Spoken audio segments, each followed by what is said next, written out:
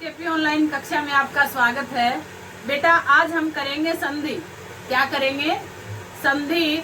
अब संधि का टॉपिक क्या है, थोड़ा सा ध्यान देना है आपको।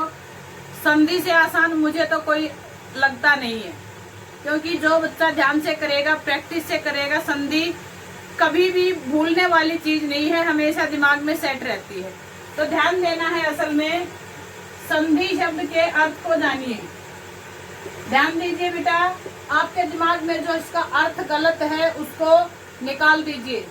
संधि देखो, यहाँ एक राजा, यहाँ एक राजा, जब इन दोनों में लड़ाई यानी कि युद्ध में ये आमने सामने हैं, और जब आमने सामने हैं अब इनके बीच में संधि होती है। ये अपने घोषणा पत्र तैयार करता है, नियमावली तैयार करता है, और ये अपना। अब दोनों में रजामंदी होती है, यानी कि ये तो नहीं कि ये इसकी सारी बात मान जाएगा, और ये भी नहीं कि ये इसकी मान जाएगा या ये इसकी मान जाएगा, यानी कि दोनों ने राजी खुशी होकर के बैठ करके नियमों में सारी चीजें नहीं मानी, लेकिन उनमें कुछ बदलाव किया, परिवर्तन किया, और परिवर्तन होने के बाद उस घोषणा पत्र को स्वीकार किया। ऐसे ही हमारी संधि का अर्थ भाषा के अंतर्गत ऐसा ही लगता है। ध्यान दीजिए, संधि मेल नहीं होता, संधि जोड़ नहीं होता। ध्यान दीजिए, कभी भी संधि का अर्थ मेल नहीं होता, कभी भी संधि का अर्थ जोड़ नहीं होता। ये आपके दिमाग में बैठ जाना चाहिए। संधि का मतलब होता है विकार, यानी के बदलाव,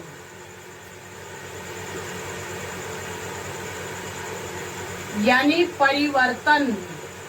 ध्यान देना है, नई चीजें सामने आ रही हैं। अब ये कैसे हुआ, हमें ये तो पता चला था इसमें संधि हो गई, जोड़ होगा।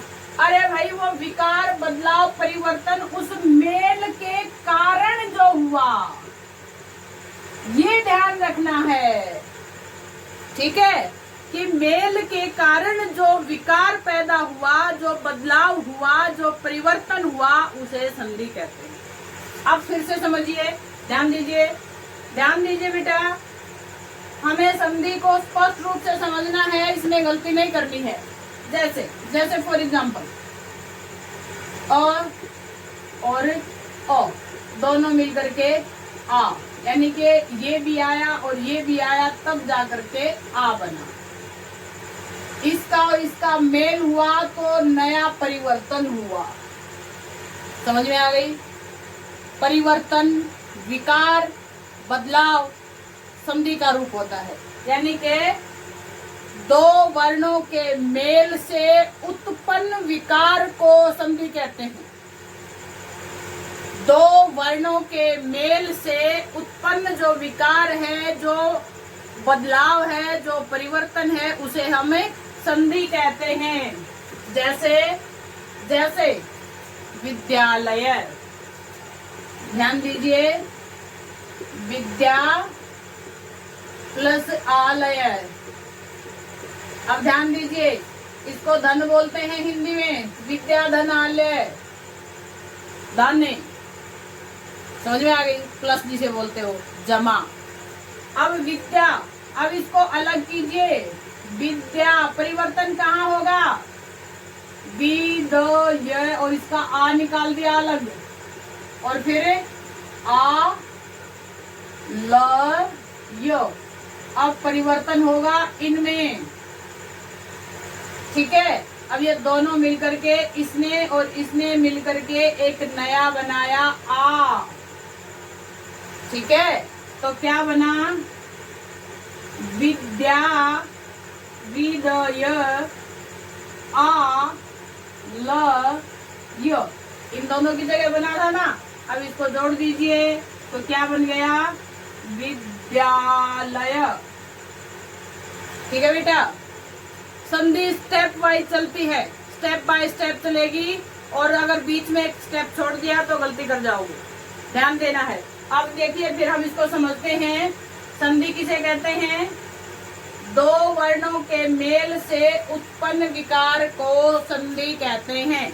दो वर्णों के मेल से जो परिवर्तन होता है उसे हम संधि कहते हैं।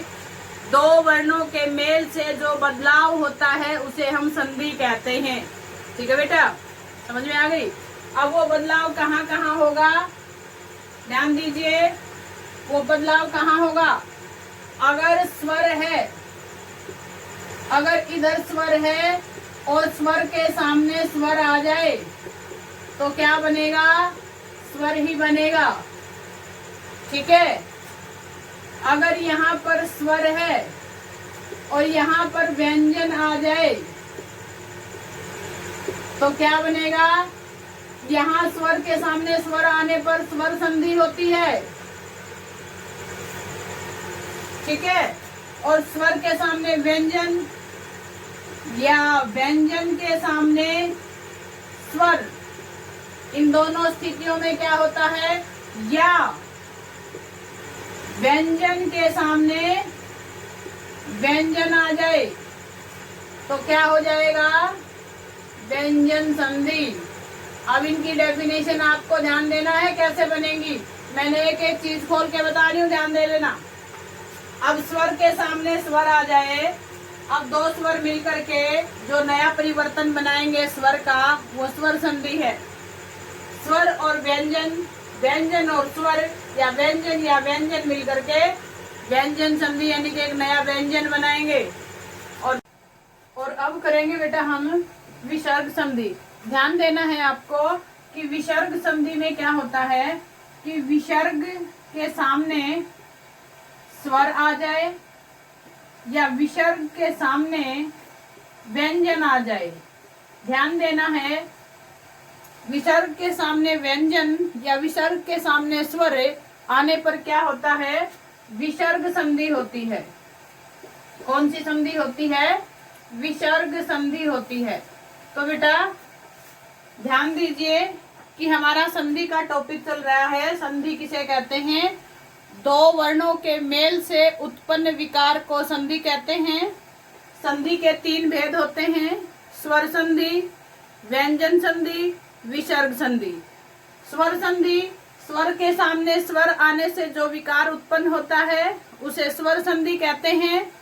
व्यंजन संधि, स्वर के सामने व्यंजन आने से या स्वर के व्यंजन के सामने स्वर आने से या व्यंजन के सामने व्यंजन आने से जो विकार उत्पन्न होता है उसे व्यंजन संधि कहते हैं। और विसर्ग संधि, विसर्ग के सामने स्वर आने से या विसर्ग के सामने व्यंजन आने से इनके मेल से जो विकार उत्पन्न होगा उसे हम विसर्ग संधि कहते हैं।